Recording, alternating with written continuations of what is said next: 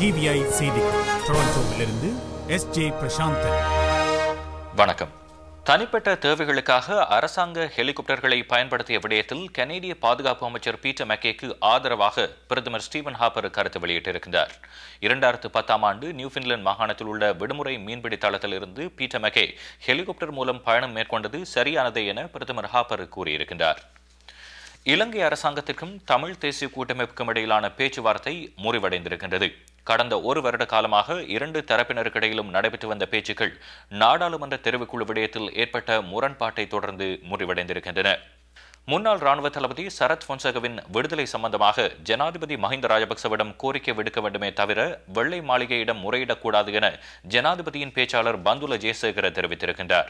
சரத் பொன்சேகாவின் மனைவி அனோமா பொன்சேகாவும் அவரது புதல்விகளும் இணைந்து வெள்ளை மாளிகைக்கு அனுப்பி வைப்பதற்காக மனு ஒன்றை தயாரித்து வருகின்றனர். சரத் பொன்சேகாவின் வழக்கில் நீதி கிடைப்பதற்கு சர்வதேசம் தலையிட வேண்டும் என மனுவில் குறிப்பிடப்பட்டிருக்கின்றது.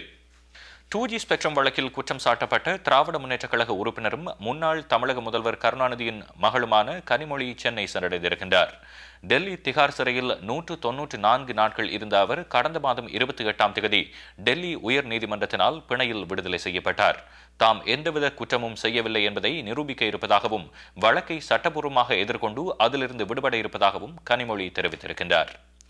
சிரியாவில் இன்று நடைபெற்ற ஆர்ப்பாட்டங்களில் குறைந்தது 23 பேர் உயிரிழந்திருக்கின்றனர். சிரியாவின் வடமேற்கு நகரம் ஒன்றில் பாதுகாப்பு படையினருக்கும் அரச எதிர்ப்பாளர்களுக்கும் இடையில் மோதல்கள் நடைபெற்றன. சிரியாவின் பொதுமக்களை காப்பாற்றுமாறு ஐக்கிய நாடுகள் சபையின் மனித உரிமை அமைப்பின் தலைவர் சர்வதேச சமூகத்தை நேற்றைய தினம் கோரியதை தொடர்ந்து இன்று அங்கு மோதல்கள் இடம்பெற்றிருக்கின்றன. மேலதிக விரிவான செய்திகளுக்கு டிவிஐயின் இன்று இரவு செய்தி அறிக்கையை பாருங்கள்.